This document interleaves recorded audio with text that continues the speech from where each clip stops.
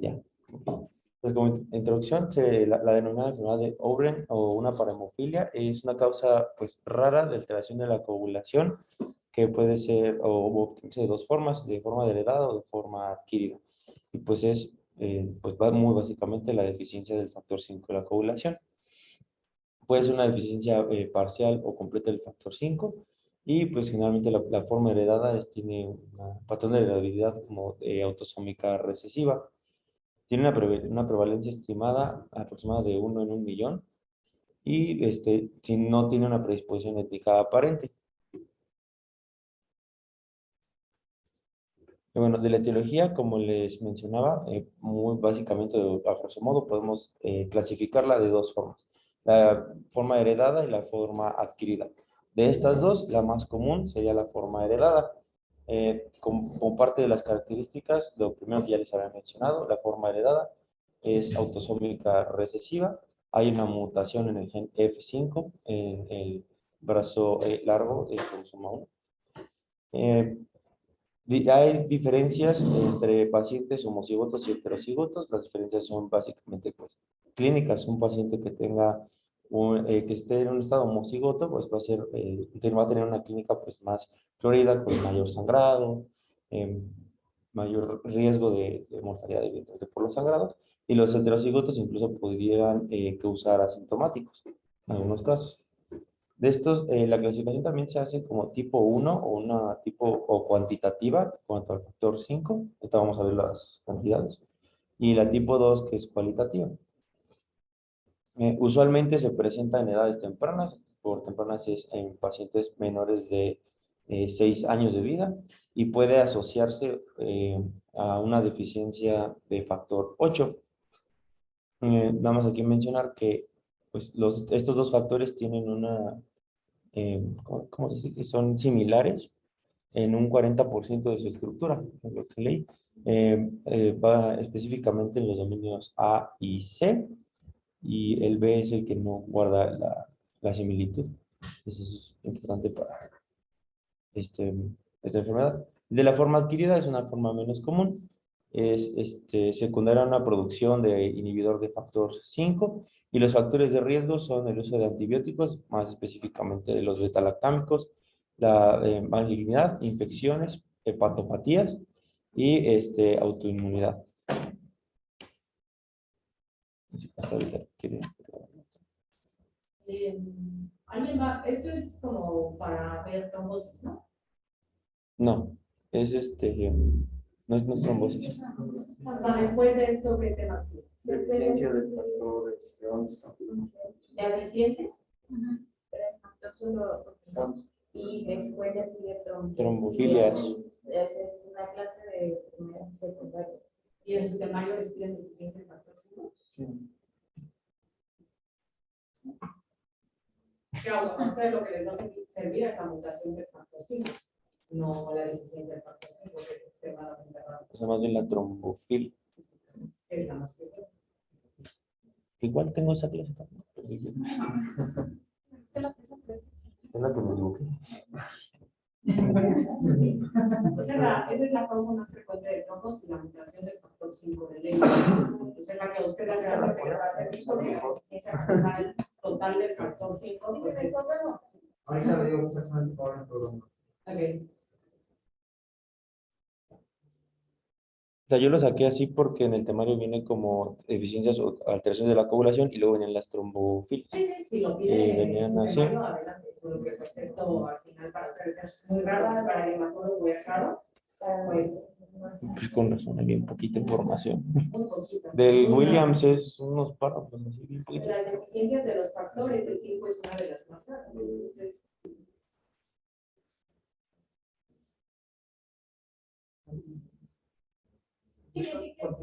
Bueno, mientras continúo, bueno, entonces esto de la etiología, de la clasificación encontré que se puede clasificar, pues primero por la presencia del factor en el plasma. Se clasifica como leve, moderada y severa, con puntos de corte una leve, tenemos más del 10%, una moderada que va entre el 1 y el 10%, y una severa que va abajo del 1%. Por la forma es la anteriormente mencionada, la forma adquirida es la forma congénita o heredada, y por la alteración, la tipo 1 y tipo 2, la tipo 1 siendo cuantitativa y la tipo 2 siendo cualitativa. En cuanto a la fisiopatología, cabe mencionar que el factor 5 pues, es una proteína de la coagulación no enzimática que participa en la cascada de coagulación. Se produce de forma natural o en el hígado en un 80%. Esto es producción o síntesis proteica. Sí es. Y el 20% restante está en los gránulos alfa de las plaquetas y megacaricitos. Esto lo que leí es que no es una producción como tal de las plaquetas, sino como una endocitosis que tiene la plaqueta y quedan como en gránulos. Los gránulos alfa se activa por trombina, que la trombina es la que realiza cortes proteolíticos que remueven el dominio B. No sé si recuerdan que les mencioné anteriormente de forma muy somera, que tiene 3 dominios, A, B y C, los que guardan una homología con el factor 8, que son el A y el B, y pues el dominio B, que es el que va a ser removido. Y como vemos aquí, les puse un esquema de la cascada de coagulación. Bueno, tiene la proteína C y la vía de la coagulación, y lo que les menciono es justamente la trombina, que va a hacer, bueno, actúa sobre varios factores, pero en específico ahorita vamos a ver sobre el factor 5 y provoca la activación del mismo, que después vamos a ver, ahorita voy a mencionar, que forma el complejo protrombinasa junto con otros factores, pero ahorita les voy a mencionar. Entonces, de aquí lo más importante, esta es la tabla de Williams completa, pero lo más importante es que vean pues el factor 5, se encuentra en el gen F5, que es la mutación que les mencioné al principio, cromosoma 1, el brazo corto, y nada más. Esto. Nada más es como la ubicación del gen y la mutación para que la tengan presente. Y pues de paso, pues las demás, ¿no? Aquí igualmente, pues esta es una tabla muy grande, es igual del Williams, pero pues nada más mencionar las características del factor 5. Lo encontramos aquí. El factor 5 tiene una vida media en plasma de 36 horas. Los niveles recomendados son del 10 al 20%, que es lo que ya comentamos en la clasificación. Y las dosis o los tratamientos que se han mencionado para las deficiencias es con plasma. El plasma de 15 a 20 mililitros por kilo y pues tener un control para que los pacientes estén asintomáticos del 10%, o sea, básicamente en el límite inferior de lo recomendado. Bueno, y, siguiendo con la fisiopatología, una vez activado el factor, como les había mencionado, un factor 5 activado, se une al complejo protrombinasa. El complejo protrombinasa lo que hace es convertir a la protomina trombina, que va a activar posteriormente al factor y fibrina, forma coágulo. El complejo está formado sí por el factor 5, pero también por calcio, fosfolípidos, y es factor 5 activado y factor 10 activado. Entonces, en homeostasis, el factor 5 se inactiva por la proteína C. De hecho, vamos para mencionar, la alteración sobre esta vía es lo que da más bien la trombofilia sobre la proteína C. El factor 5 se desactiva el factor 8, bajando la actividad del complejo proteominasa. Y pues aquí nada más les puse las vías de la coagulación, en su fase de iniciación, en su fase de propagación. Lo que estamos viendo aquí es donde entraría el complejo proteominasa, ¿no? Es el 8, bueno, el 5 y el 8, y van a activar al factor 9 y van a hacer esta reacción, ¿no? La protromina pasa a la trombina. Acá está también. Bueno, el otro.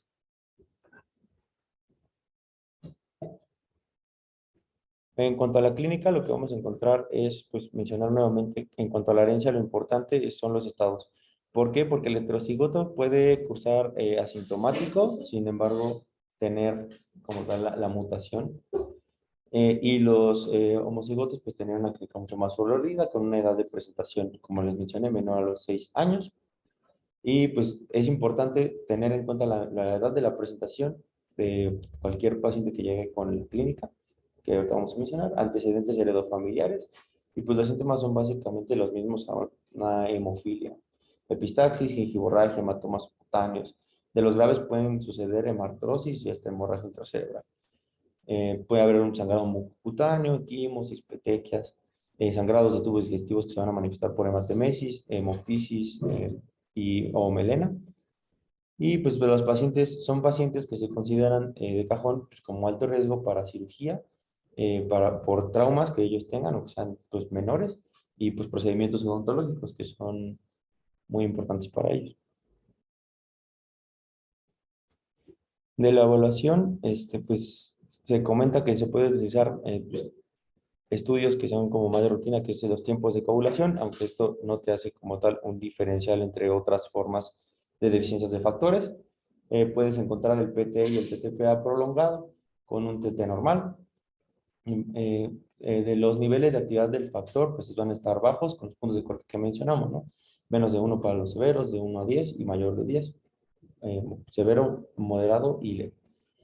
Y de un screening del inhibidor es un estudio que confirma una forma adquirida de la enfermedad y pues se puede complementar con anticoagulante lúpico, una ELISA para beta-2 glucoproteína y anticardiolipinas. Esto es como para hacer diagnósticos diferenciales. Y de análisis genético molecular, pues encontrar directamente la mutación en el gen F5.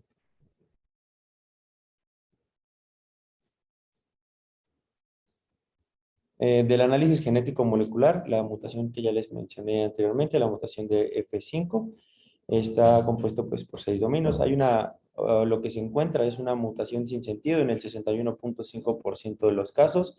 Esto va a afectar a los dominios A2 y C2 y el 20% puede tener una afección en el dominio P.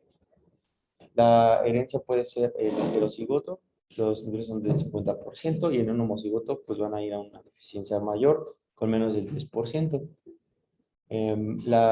No solo para mencionar que también te puede provocar una deficiencia de factor 5, pero también con factor 8, la mutación de estos dos genes, el MCFD2 y el LEMAN1. De diagnósticos diferenciales, pues como podemos observar, prácticamente son todas las hemofilias, ¿no? Hemofilia A, hemofilia B, hemofilia C y la fibrinogenemia, porque pues técnicamente es una alteración de la coagulación y por otro factor de coagulación, aunque siendo más raras que las otras. Y de disfunción plaquetaria, pues solamente se encuentra la enfermedad de von Willebrand, la trombastenia de Glanzmann y el síndrome de Bernard-Soulier, aunque estas son alteraciones de plaquetaria, sí son un poco diferentes. Y pues ya, pues para terminar, porque no había como mucho, de tratamiento, lo que encontré es que para los episodios de hemorragias, pues dependiendo de lo que encuentres, una epistaxis y la gingivorragia pueden ser tratadas con ácido tranexámico, 1 gramo cada 6 horas. Para pacientes que tengan pues una menorragia, los anticonceptivos orales, dispositivos con progestina, ablación endometrial o histerectomía. Y pues ya los pacientes que estén graves o estén con una urgencia, lo que se utiliza es el plasma fresco congelado, ya que este sí contiene los factores de coagulación. Aquí me parece importante mencionar que lo que le dice que el factor 5 es termolábil, por lo que sí importa mucho o es importante que está en un medio congelado que sí preserva los factores de la coagulación, en especial este. Hay que tener cuidado con la aloinmunización por constantes transfusiones y la dosis es de 15 a 25 mililitros por kilo. Y pues de esto es todo lo que tengo. Y recuerden que aquí no tenemos disponible lo que es el factor 5, así que tratamos de esos pacientes como bien comenta su compañero, es plasma fresco congelado. Regularmente lo calculamos de 10 a 15 mililitros por kilo cada 8 horas, dependiendo de los controles. Los pacientes hay que estarlos monitorizando constantemente para ver cómo si corrigen, ¿no? Recuerden también, muy importante, que bueno, pues el plasma fresco debería de utilizarse solo en aquellos pacientes que realmente pues están sangrando de manera importante, porque el transfundir constantemente estos pacientes pues también tiene sus riesgos, ¿no? Ya vieron hemofilias, ¿verdad? ¿Y eso lo van a tocar? Este programa está dividido para 4 años. Cada año tiene Entonces, el efecto de coagulación solo es deficiencia de factor 5 y después lo que sería la trombofilia, ¿no? trombofilias, pero dice primarias y secundarias, no hace como interpretar algunas. Entonces, yo no recomendaría hacer más énfasis en ciclo de Leiden, Proteína C, proteína proteína C, pero deficiencia como tal, porque la resistencia a la proteína C va de la mano con la deficiencia del factor 5 de Leiden, pero deficiencia propiamente del factor S, factor proteína C, proteína S, factor 5 de Leiden, porque también son muchas y hay unas que son muy raras. de las actividades Bueno, hemofilia debería de ser visto ahorita, porque no viene en otros programas, en los otros años, y donde se ven las alteraciones de la población. Entonces vale más la pena que veamos hemofilia que veamos el factor. Digo, sí, hay que otras clases, pues hay que darla, pero más que deficiencia de factor, pues vale más la pena que incluyan ahí una clase de hemofilia A y Y para ver qué vamos pues seguiría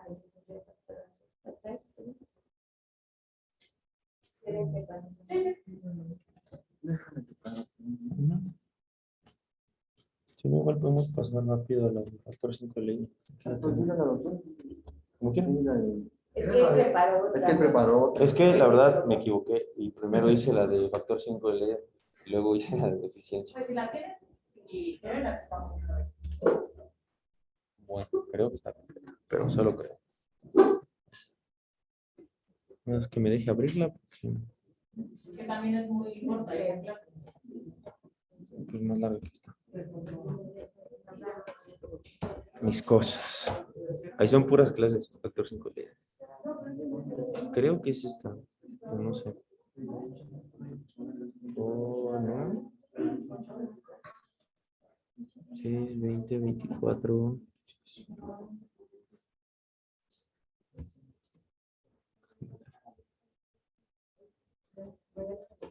Ujú. Creo que sí se está.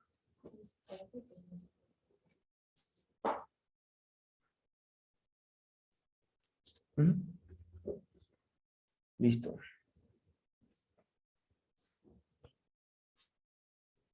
Sí, sí se está.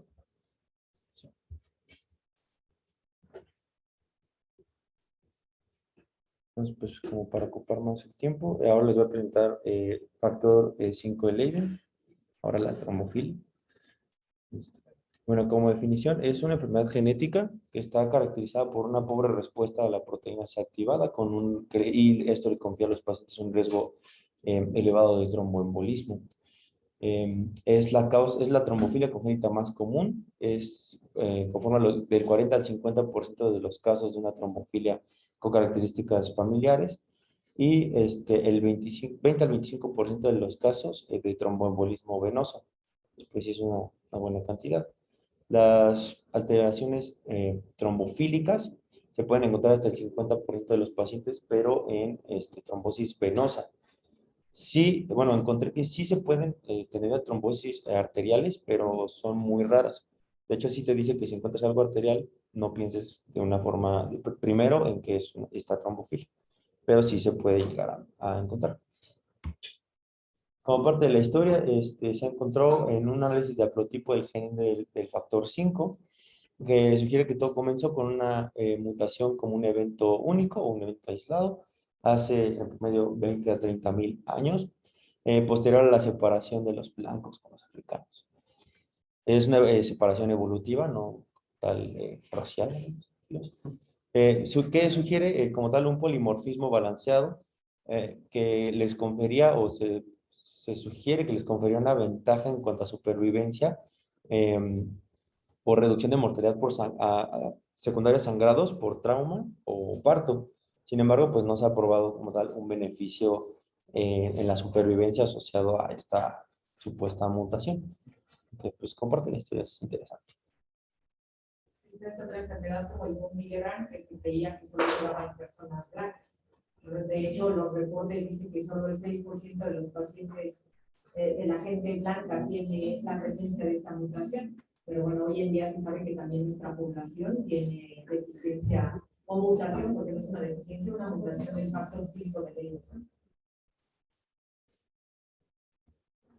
De la prevalencia, como ya les mencioné, es la causa más común de trombofilia heredada, es del 40 al 50% de los casos totales.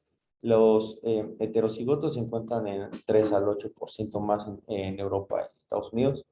Y en Estados Unidos lo que encontré es la prevalencia, refleja de forma pues, directa una distribución mundial de esta alteración. La prevalencia es de 5.2% en blancos americanos, 2.2% en hispanoamericanos, 1.2% en afroamericanos, 0.45% en asiáticos y hasta 1.25% de los nativos americanos, mencionaba el artículo que revisé. Entonces, pues, ahí podemos entrar. Rápidamente revisando fisiopatología, el factor 5 de Leiden es una proteína pues, sintetizada en el hígado de alto peso molecular, que consiste en 2.196 aminoácidos en una cadena simple. Tiene una secuencia similar al factor 8, que ya les mencioné, sobre todo en dominios A y C, con una homología de 40%.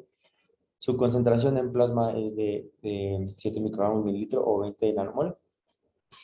Se convierte a su forma activa por un corte proteolítico que va a cortar el dominio B por trombina o el factor 10 activado.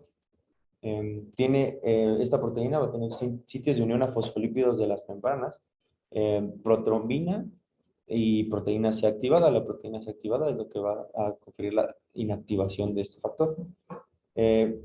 Forma lo que ya les había mencionado en la patología anterior, el complejo protombinasa, con unión a los factores 5A, 10A a la membrana plaquetaria junto con los iones de calcio y los fosfolípidos.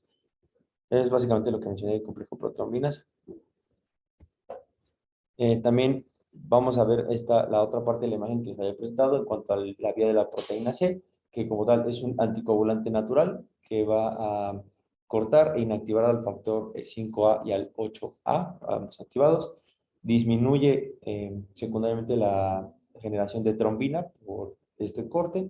Realiza un corte en 3 posiciones de aminoácidos en R306, 506 y R679. El factor 5 de Leiden se refiere más bien al cambio que tiene este factor un específico de una guanina a adenina en el nucleótido 1691 del gen del factor 5. Provoca este cambio una mutación en los aminoácidos para cambiar una glutamina por arginina en la posición ARG506. Esa es otra mutación, ¿ves? Es decir, la más frecuente es la sustitución de una guanina por una adenina en la posición 1691. ¿De qué cromosoma? CF5. Del 1. Del 1, perdón. Es el CF5 del cromosoma. Y la otra que se puede dar es el cambio de una glutamina por una arginina, pero es otra. Y esto confiere que se inactiva 10 veces más lento por una resistencia a la proteína C y pues hay más trombina. El factor 5 activado funciona como un cofactor para la proteína S para provocar una inactivación del factor 8 activado por la proteína C y esto genera aún más trombina.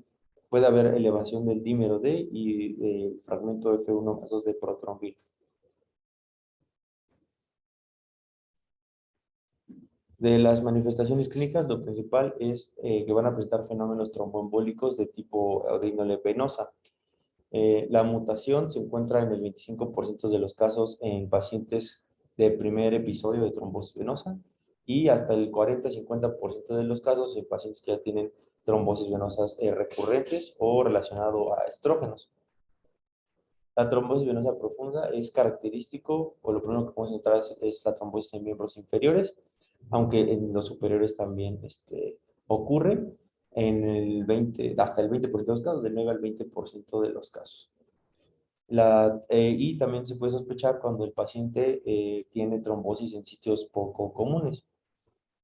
Aquí tenemos, bueno, les puse una imagen sobre la prevalencia estimada de esta mutación en pacientes con complicaciones trombóticas. Tiene una prevalencia del 25% en los pacientes con un primer episodio de índole idiopática, 30-50%, que es lo mencionado en pacientes con episodios recurrentes, 9-20% de las trombosis en extremidades superiores. La trombosis venosa cerebral está relacionada con 10 al 20% de prevalencia. Las asociadas a embarazo va hasta el 46%. Tiene también, como vamos a observar aquí, del 20 al 60% relacionado al uso de anticonceptivos orales y pérdidas gestacionales hasta el 30%. Es para que si encontramos cualquiera de estas, pues si pudiéramos pensar que tuviera una mutación.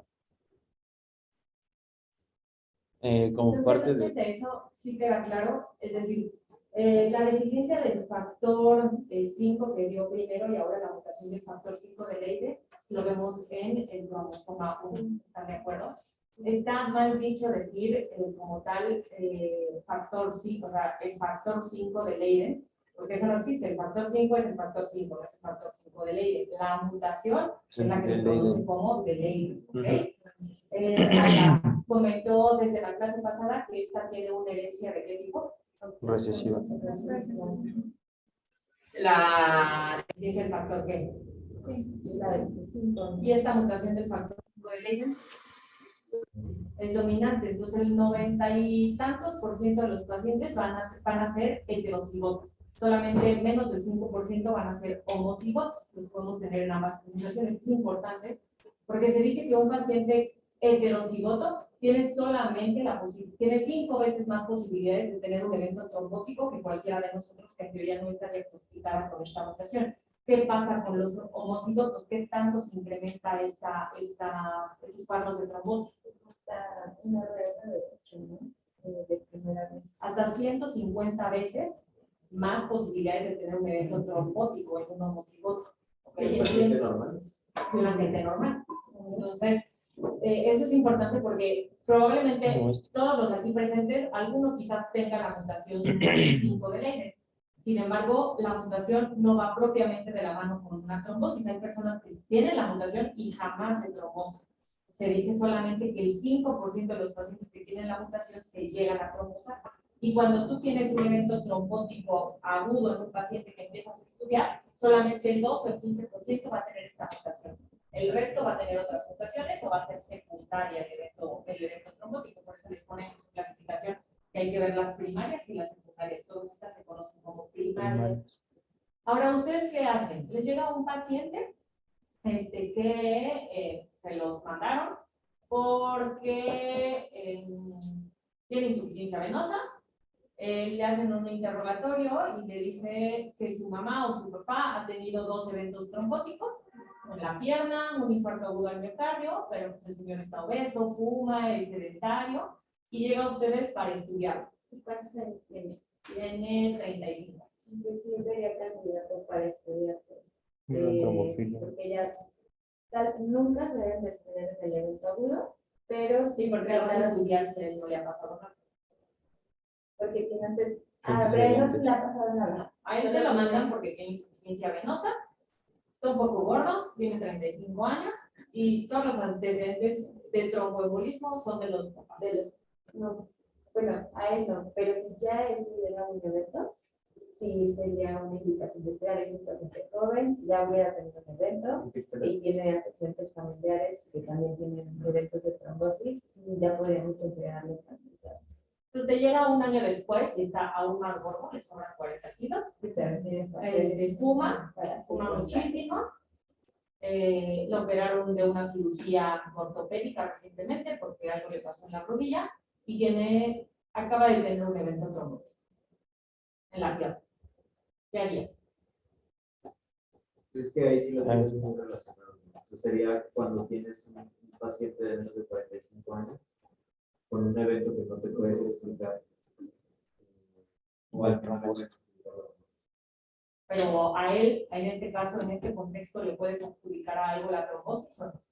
Pues la cirugía puede ser una cirugía trombótica, una cirugía O sea, de ese corriente. paciente tiene muchos factores de riesgo para trombosarse, ¿no? Ujú. Entonces, en una primera instancia, pues lo más sensato sería decir, bueno, está gordo, está fumando, lo acaban de operar y estuvo mucho tiempo en cama, ¿están de acuerdo?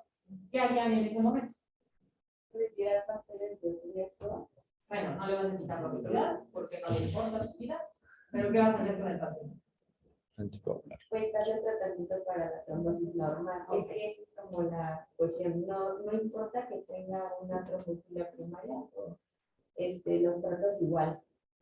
¿Sí? No. Pero Solo para el el tratamiento tiempo extendido. de sostenimiento de la Solo para el anticoagulación tratamiento cambia mucho. extendido. O sea, Exactamente. si demuestras una alteración genética, lo tienes que anticoagular por vida, si no, Pero Solo en el el tiempo, sí. evento agudo no hay diferencia. No, pero no, lo que él dice, el otro es muy importante porque el paciente te va a decir, bueno, tú le inicias anticoagulante, que tú quieras, ¿no? Ya los nuevos anticoagulantes, o le inicias fumarina, lo que tú quieras. Y lo primero que el paciente te va a decir, porque además es un mal paciente, te va a decir es que por cuánto tiempo se va a tomar ese medicamento, porque no se lo quiere tomar. Porque tomarle 100 R's constantemente, está molesto, no se quiere picar, se le ha olvidado muchas dosis, come muchísimas hojas verdes, entonces es un verdadero problema tenerlo anticoagulado, ¿no? Y lo primero que te va a decir es por cuánto tiempo me lo va a tomar. ¿Qué haría? Inicialmente se le da la recomendación 3 meses, que es para todos, ¿no? No importa si es trombofilia primaria, secundaria. Y después se tendría que estudiar para ¿Qué vas a hacer definir para la estudiarlo? profilaxis, el tiempo de profilaxis extendida o no. Para estudiarlo, pues es que hay pruebas específicas. Son muchas, no me acuerdo de todas. Es más, ¿qué van a hacer con ese paciente? Cumplieron los 3 meses de la anticoagulación, ¿están de acuerdo? Y el paciente le dice, usted me dijo que yo ya iba a suspender mi tratamiento a los 3 meses, pues ya no me lo va a hacer. ¿Y ustedes qué van a hacer? Porque lo más sensato es pensar que fue por la cirugía y porque estaba obeso. Pero sí tiene antecedentes familiares también de eventos trombóticos, ya se llama la atención y además está joven, tiene 35 años el paciente, ¿no? Lo más sencillo siempre es echarle la culpa a la obesidad y al tabaquismo, ¿no? Pero hay que hacer algo con ese paciente, porque, bueno, pongan ustedes que todos aquí en consenso decidimos que no le íbamos a hacer nada porque fue por gordo. ¿Ok? Y les llega 6 meses después de que suspendieron por completo el tratamiento con un evento vascular. O sea, ya Un estudio. Sí, el problema es que pues, hay que estudiarlo, pero lo que ya le hicimos al paciente, pues, está si queda bueno. con secuelas neurológicas, ¿qué vamos a hacer con el paciente? Entonces, no me han dicho qué van a hacer con ese paciente. Lo de resistencia a proteínas C, pero niveles, hay distintos estudios donde te pueden dar si tienes la función adecuada o si hay niveles bajos, ¿no? Porque hay Pero tú lo vas a citar y le vas a decir, el jueves venga a mi consulta, yo aquí le voy a tomar la muestra de sangre y le voy a tomar todos los factores que ustedes quieran. ¿Cuáles van a ser las indicaciones? Porque así como cuando tú le haces una curva de tolerancia a la glucosa y le das indicaciones a tu paciente para que llegue, hay indicaciones para estudiar al paciente, ¿están de acuerdo? Bueno, pues inicialmente, por ejemplo, en el periodo agudo, es que estos serían los preguntas que intentaríamos buscar, ¿no? Pero hay algunos datos que en el periodo agudo te podrían dar idea de que se tratará Pero de... no quiero el diagnóstico. No te estoy preguntando qué factores o cuál es tu diagnóstico, qué indicaciones le vas a dar al paciente para estudiar.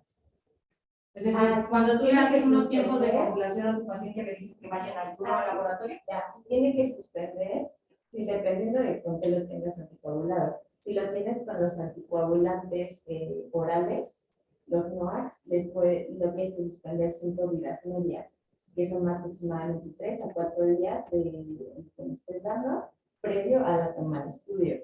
Pero si lo tienes con comadénicos, había uno que hasta 2 semanas, que se me hace mucho porque igual es el proceso, pero creo que son 2 semanas. ¿Alguno de ustedes ha escuchado el puenteo? ¿Cómo se hace? ¿De qué? Un paciente que tienes con un antagonista de la vitamina K y lo vas a estudiar, te lo vas a suspender para poder estudiarlo y le vas a iniciar en oxaparina para que llegue a tu consultorio y tus pruebas salgan lo más fidedignas que tú puedas. ¿Cómo se le llama eso? hacer una forma, pero no me acuerdo de al revés. Es súper importante eso y es lo es súper importante eso y es de las cosas más importantes que ustedes tienen que quedar. Porque es muy frecuente, o sea, hoy en día, ¿cuántos pacientes trombosados no han visto ustedes? Es muy frecuente. La gran mayoría tiene una causa y es secundaria, ¿no? La gran mayoría, son raros estos pacientes que tienen trombofilias primarias. Pero aún así, estamos obligados a descartarlos y más en personas jóvenes o en qué otras personas estamos obligadas a descartar. Exactamente, ¿no? O sea, sistema nervioso central, porta, hepáticos. todos esos pacientes deben de estudiarse, pero no deben de estudiarse en el momento agudo de la trombosis. Esotérico ¿Por qué? también. Mira, ¿por qué? Porque los factores pueden estar desplazados por el consumo. Están completamente depletados, entonces tú no vas a tener un adecuado diagnóstico si lo estudias en el momento. De hecho, se dice que para realmente tener el diagnóstico de una trombofilia primaria tienes que hacer varias determinaciones en diferentes momentos del paciente para realmente confirmarlo. Entonces es bien importante que no se haga en los primeros 3 meses ocurridos el evento trombótico, 3 meses. Y regularmente se los tomamos en el momento, al mes, y así pensamos hacer un diagnóstico. Quizás te sale todo alterado y no puedas llegar a ningún diagnóstico, o quizás te sale todo normal y tampoco vas a llegar a un diagnóstico. Entonces, bien importante, se sabe que la hemostasia, una vez que se altera por un evento trombótico, tarda aproximadamente 3 meses en restablecerse adecuadamente y en poder empezar a estudiar al paciente. Otras causas por las cuales no debemos estudiar nunca al paciente: una mujer embarazada, ¿okay? Una mujer menstruando es un poco controversial. Al final también hay muchas componentes hormonales que también pueden alterar esto. Entonces, bueno, una mujer es, mi maestro de copulación decía, las mujeres son las peores, ¿no? O sea, es súper difícil estudiar a las mujeres porque hay que tratar de localizar cuándo es el mejor momento para pedir los estudios pertinentes. Entonces, no cirugías recientes, no eventos trombóticos recientes, no embarazadas y no uso de hormonales ni anticoagulantes, porque todos esos factores van a salir alterados y no vamos a tener el diagnóstico adecuado. Y mañana le van a decir qué van a hacer con ese paciente. ¿Cuántos días antes le van a suspender el tratamiento con acenocumarina? ¿Y cuántos días antes le van a suspender el tratamiento con Xarelto? ¿Ok? ¿Cómo lo van a suspender? ¿Por cuánto tiempo? ¿Y qué otras recomendaciones le van a dar al paciente? Porque también otra causa, además de lo que comentamos de estudiarlos en malas situaciones, es que el paciente esté anticoagulado. Si estamos diciendo que la sospecha por frecuencia es que tenga una mutación de factor 5 de Leiden, ¿cuál es el primer estudio que le van a hacer al paciente?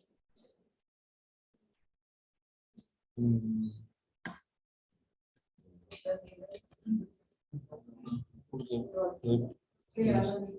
Son tiempos. ¿Qué dijimos que ocasiona la mutación 5 de Leiden? Es una resistencia a la proteína C. Entonces, el primer estudio que le vas a pedir es la resistencia a la proteína C. Recuerden que todos los estudios son muy caros, entonces pues, aquí es muy fácil decir, vamos a pedirles a todos un factor 5, una mutación de factor 5, pero eso se hace por PCR, por secuenciación, por muchas cosas que inclusive aquí en el hospital no se tienen. Entonces, ¿qué vamos a hacer en un paciente que sospechamos una trombofilia primaria y esta es la primera por frecuencia? Pedirle una resistencia a la proteína C. Si esta sale alterada, hay que pedir un factor 5 de Leiden, una mutación específica y de preferencia por secuenciación, que es sumamente cara y que es el único método diagnóstico que no se altera cuando el paciente está anticoagulado. El resto sí sale alterado. Entonces, otro motivo más para que ustedes sepan cómo tenemos que suspender el anticoagulante y pedir los estudios pertinentes. Y eso es bien importante porque no solo es con el factor 5 de Leiden, con la mutación, es con todas las trombofilias primarias. No debemos estudiarlos si están anticoagulados, ¿okay? Porque no lo, o sea, pues si es muy franco el cuadro y así, pues va a ser sencillo y quizás si no sale alterado algo, pero si no, chance todo sale normal. Y es muy importante porque, insistimos el doctor que lo comentó yo, el paciente te va a decir, usted me dijo que a los 3 meses yo tenía que suspender. Y lo va a suspender el paciente porque esa fue la indicación que nosotros le dimos. Pero si resulta que era una trombofilia primaria y no fue por la obesidad ni por la cirugía, les aseguro que ese paciente se va a volver a trombosar y si tiene suerte va a ser de la pierna. Pero si no, de otro lado, y llegan muy mal porque tienen eventos cerebrales, tienen infartos, tienen tromboembolias pulmonares y los pacientes quedan con muchas secuelas. Entonces, bien importante. ¿Okay? Un paciente con una trombofilia primaria debe de ser anticoagulado prácticamente de por vida. Y ahora les tengo otro panorama. Tienen un paciente que ya tenía el antecedente familiar de que tenía un factor 5, una mutación de factor 5. Su mamá, por muchos eventos trombóticos, le estudiaron y le dijeron ese diagnóstico, la mamá está anticoagulada. Y llega con ustedes, por miedo, ¿no? Por temor a que en algún momento se trombose, tiene también 30 años. ¿Qué le van a hacer? Autosómica dominante. Sí, esta es autosómica dominante. Entonces debe tener como 50%. Entonces, ¿qué van a hacer con el paciente?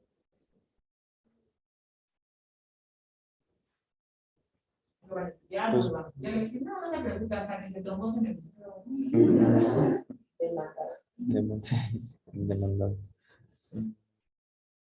Pues lo mismo, le van a pedir una proteína C, una resistencia a la proteína C, le sale alterada y le van a pedir por PCR una mutación de factor 5 y sale alterada. El paciente tiene una mutación del factor 5. ¿Qué van a hacer con eso? ¿Tromboprofilaxis o Anticoagulación. ¿Qué opinan los demás? No, pues sí tiene que estar anticoagulado, ¿no? Anticoagulado. Sí, por el riesgo. ¿Sí? ¿Por qué? Por el riesgo. O sea, por lo tanto que te eleva el riesgo. Y el paciente te va a decir, pero yo nunca me he trombosado. ¿Por qué me vas a anticoagular? Pero,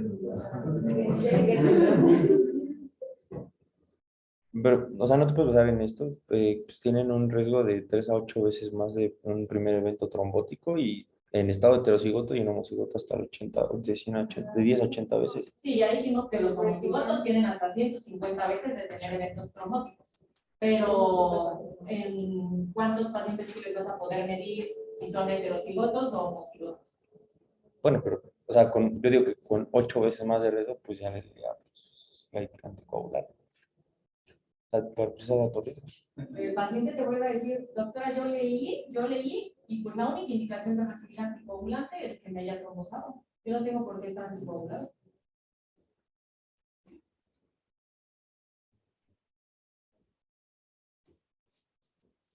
Bueno, deciden anticoagularlo entre todos y le dan acenofumarina y a los 3, 4 meses, pues el chavo pues estaba borracho, se tomó más tratamiento y le llega a urgencia sangrando, o sea, terriblemente con un INR de 9.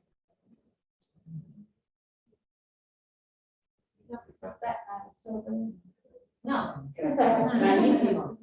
Pero pues, no sé, ustedes decidieron anticoagularlo por el riesgo que tenía de trombosis y en vez de trombosis, pues está sangrando como loco.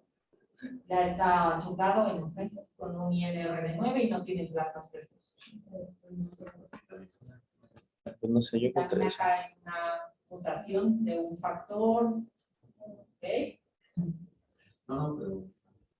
Sí, para el evento agudo de Ajá. Y pues ya lo salgan de alguna u otra manera, está estable y se vuelven a preguntar ustedes solitos en su consultorio, ¿lo hubiera o no anticoagulado? pues no se recomienda anticoagulación en pacientes asintomáticos en estado de heterocigoto por riesgo de sangrado. Aunque ya tenga el No, este es primario, prevención de las manifestaciones primarias. O sea, si el paciente en el primer escenario que no tenía nada. Pero, o sea, pero ya tienes documentada la mutación. Ajá, pero son asintomáticos. O sea, por si de ahí dice asintomático heterocigoto, son los que tienen 8 veces más de riesgo. Pero de todas maneras, el riesgo de sangrar es mayor al beneficio que le puedes proporcionar con tu terapia. Entonces, un paciente con una mutación del factor 5 Entonces, que nada no se más. ha trombosado y que no tiene ningún otro factor de riesgo, debe de Trombosis. ser vigilado. ese paciente como tal no tiene la indicación de iniciar anticoagulación. ¿Ok?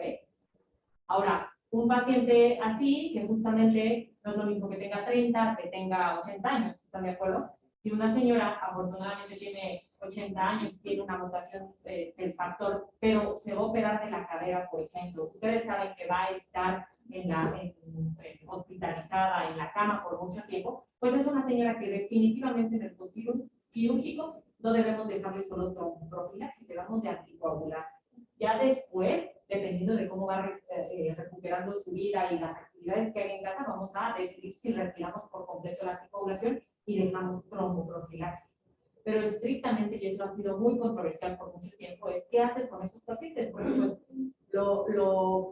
obviamente lo más sencillo es decir, pues lo anticoagulo, ¿no? A mí me daría miedo que un paciente joven de 30 años con esta mutación se me trombose.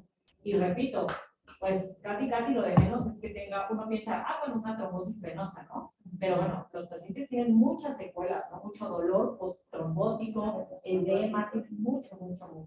Entonces, eso ha sido muy controversial. Lo que se sabe hoy en día es que no deben de anticoagularse si no han tenido un evento trombótico. Y lo único que se hace es vigilancia con esos pacientes. Si ya tienen otros factores agregados, este paciente muy obeso, fumador, que lo acaban de operar, pues definitivamente lo vamos a anticoagular y más en el momento. ¿Okay?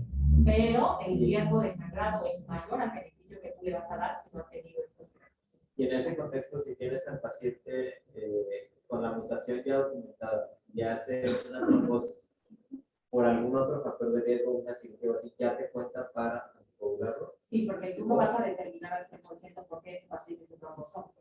O sea, claro que se agregó un evento, ¿no? Que tú asociaste a que ese paciente tuviera una trombosis, pero al final el evento trombótico está. Pues ese paciente hay que anticoagular, porque también se sabe que el riesgo trombótico, si no está anticoagulado un paciente, va incrementando y ya no le va a dar en las piernas. Te va a llegar con una tromboembolia pulmonar, con un evento cerebral, etcétera. Entonces, ese paciente, independientemente si fue porque antes no fumaba y ahora fumó, hay que anticoagular. Tiene o tuvo ya un evento trombótico. Entonces, ahí sí estamos. Doctora, y esa recomendación de únicamente vigilarlos si no han tenido un episodio previo, ¿es solo para los heterocigotos o para los homocigotos? No, de preferencia a los homocigotos por el riesgo de trombosis hay que anticoagular.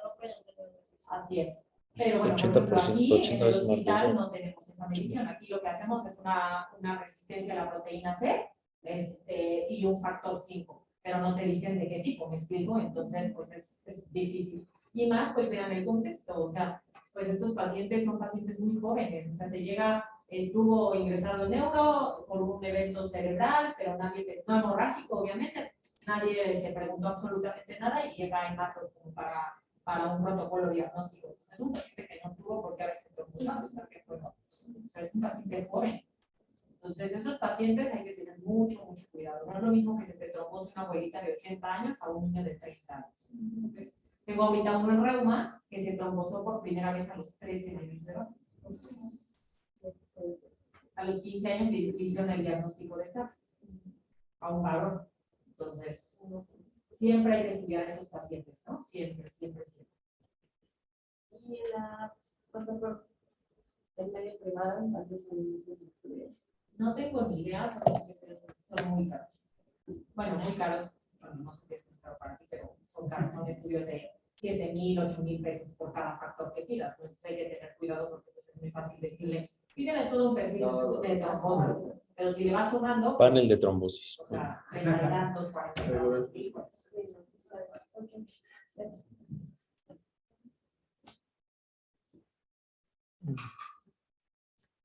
¿Continuamos? Bueno, ya aunado a lo que ya mencionó la doctora, también existen alteraciones trombóticas coexistentes. El factor 5 de Leiden puede tener una mutación no coexistente con o deficiencia de proteína S, deficiencia de proteína C, deficiencia de antitrombina, una mutación de la protrombina, un aumento del factor 8 más del 150% de lo normal, hiperhomocisteinemia o una malignidad que les confiere 12 veces más riesgo de un evento trombótico. Factores de riesgo circunstanciales, así lo mencionaba el artículo, es que el paciente se encuentre con catéter venoso central, el embarazo, tienen de 8 a 52 veces más riesgo trombótico, el uso de anticonceptivos orales, la terapia de reemplazo hormonal, uso de moduladores selectivos de receptores de estrógenos, viajes largos, lesiones menores, obesidad y cirugía. Entonces, pues es lo que venía comentando la doctora, ¿no? Son todos esos riesgos que vas a evaluar en tu paciente cuando está, pues, hospitalizado, lo vas conociendo. Hay una correlación genotipo-fenotipo. Aquí viene el factor 5 de Leiden junto con la deficiencia de factor 5. Esto se expresa como un estado pseudo-homocigoto. Hay pacientes que están con una alteración doble heterocigota para factor 5 de Leiden y una mutación nula de factor 5. Ocurre en 1 de cada 1000 heterocigotos. Confiere una mayor resistencia a la proteína C y semeja a como si fuera un homocigoto normal. El diagnóstico, pues, es para encontrar una mutación heterocigota del factor 5 o que tengas el factor 5 de Leiden, baja actividad del factor 5, que es menor al 50%, y un ratio de proteína C bajo. Vamos a ver. Y en los casos raros hay un alelo nulo, una mutación de factor 5 Leiden en el mismo cromosoma, configura una forma cis y una deficiencia aunada de factor 5 que previene la expresión de la mutación del factor 5. Son como que se contraponen una con otra. Aunado a esto también encontramos que hay variantes alélicas de la mutación del factor 5. Nada más para mencionar rápido, un polimorfismo en R2 va a conferir este cambio de nucleótido en esta posición, el cambio del aminoácido y la significancia clínica. En este caso, este polimorfismo te confiere una resistencia mayor a la proteína C, un riesgo tromboembólico mucho mayor con la presencia del factor 5 de Leiden. El factor 5, la mutación Cambridge, tiene pues estas mutaciones, este cambio de nucleótido y de aminoácido. No tienen, son unas variantes muy raras, cuya significancia clínica aún es pues, incierta, pero pues, te confiere una resistencia mayor a la proteína C. La variante Hong Kong, aquí la encontramos que es igual de relevancia clínica aún no incierta, se encuentra del 4.7% en chinos con mutación, perdón, eventos trombóticos y en 4.5% sin eventos trombóticos. También está otra mutación que es el factor 5 de Liverpool. Esta pues nada más tenemos que sí te confiere una mayor resistencia a la proteína C, sin embargo, clínica incierta. Y el de Leiden es el que ya conocemos, te confiere una resistencia a la proteína C y tiene 3 a 8 veces más riesgo de un primer evento de tromboembolismo. Acuérdense que hay pues, diferentes mutaciones y que todas te van a conferir resistencia a la proteína C. Del diagnóstico tengo pues las indicaciones para el estudio de un paciente en un primer evento tromboembólico venoso que se documente no provocado a cualquier edad. El punto de corte de edad yo encontré que era menor de 50 años, que tenga episodios recurrentes de tromboembolismo venoso sobre todo y trombosis venosa en sitios poco comunes. Los sitios poco comunes sería cerebral de tipo venoso, mesentérico, hepático, el sistema venoso portal, tromboembolismo venoso en embarazo o durante el puerperio, asociado al uso de terapia de reemplazo hormonal o anticonceptivos orales, y un primer evento de tromboembolismo venoso aunado a una historia familiar, familiar de primer grado con un episodio de tromboembolia venosa a los menos de 50 años. Ahí ya como que ya lo metes a tu protocolo de estudio. De los laboratorios encontré que pues en un perfil de coagulación puedes encontrar tu TTPA en presencia y ausencia de la proteína C. Puedes sacar lo que noté como es un índice, que es el índice que mencioné anteriormente de proteína C. Entonces se realiza la suma del TTPA más la proteína C entre el TTPA menos la proteína C. El resultado es que no se prolonga el tiempo del TTPA, es bajo, pues, y luego encontré que hay un test modificado, la verdad es que no lo encontré como muy bien escrito. Y pues lo que te va a dar el definitivo es el análisis del DNA de gen DF5, que es el gen codificante del factor 5. Y complementarios, nada más como parte del abordaje diagnóstico, pues es encontrar, pedir anticardiolipinas, pedir antibeta 2 glicoproteína, la actividad de la proteína C, la actividad de la titrombina, el antígeno de proteína S, la actividad de la proteína S y la protrombina, una mutación de protrombina. En cuanto a los diferenciales, pues encontramos de alteraciones genéticas la mutación de la protrombina, deficiencias de proteína C, S o antitrombina, niveles elevados de lipoproteína A, las disfibrinogenemias y la mutación del gen MTHFR, que codifica para metilente tetrahidrofolato o reductasa, genera una enzima termolábil con actividad reducida para la remetilación de la homocisteína. De alteraciones adquiridas tenemos la resistencia a la proteína C, el 5%, 5% de los casos sin un factor 5, esto se da por aumento del factor 8, por embarazo, por uso de anticonceptivos orales o presencia de anticuerpos antifosfolípidos.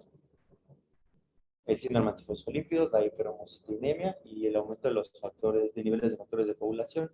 Por ejemplo, más de 150% de lo normal del factor 8, aumento del factor 9, del 11 o de la protrombina en 110 a 115% de lo normal. Ni del tratamiento. También es frecuente que veamos cuando hacemos un perfil de trombosis. Recuerden que cuando hay una deficiencia o una mutación, el resto de los factores intenta compensar. Entonces es frecuente que cuando tengamos una deficiencia y esté disminuida su actividad, principalmente el factor 8 y el von Willebrand tratan de compensar, entonces regularmente se encuentran incrementados. Esos eventos también de hiperactividad de esos factores hace que el paciente también se trombose con mayor facilidad. Y de tratamiento, ya para terminar, en la evaluación, si tú tienes un paciente que ya tuvo más bien un primer evento de tromboembolismo venoso, se indica tratamiento. Se puede dar con heparina de bajo peso molecular o warfarina con una meta de INR de 2 a 3. Se pueden dar, o se dan combinados al menos 5 días hasta alcanzar la meta terapéutica de la warfarina con el INR. Y pues para esto requieres 2 mediciones de INR dentro de estos rangos, que sean mediciones consecutivas. El tiempo del tratamiento se da, como mencionaba Elena, al menos 3 meses en pacientes con un evento, con un tromboembolismo venoso, pero con factor de riesgo que se considera pues reversible.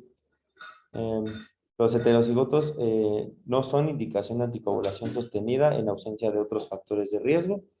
La anticoagulación sostenida se da en pacientes con un primer evento de tromboembolismo venoso no provocado o recurrente, sin factores de riesgo para sangrado. Esto también se da pues, para pacientes homocigotos o alteraciones coexistentes que ya mencionamos. Ahí sí, directo. Y pues lo último es la prevención de las manifestaciones primarias, que es el primer escenario que nos mencionó la doctora. No está recomendada la anticoagulación en pacientes asintomáticos. Generalmente pues, los asintomáticos son más heterocigotos, porque el riesgo de sangrado supera el beneficio terapéutico que le vas a dar al paciente. Los pacientes con un factor de riesgo asociado al factor 5 de Leiden, el 50% de los casos en que se está indicado anticoagular cuando presentan o van a entrar a cirugías de alto riesgo, pacientes embarazadas e inmovilización prolongada. En el embarazo encontré que se recomienda tratamiento 4 a 6 semanas postparto. Y pues esto nada más.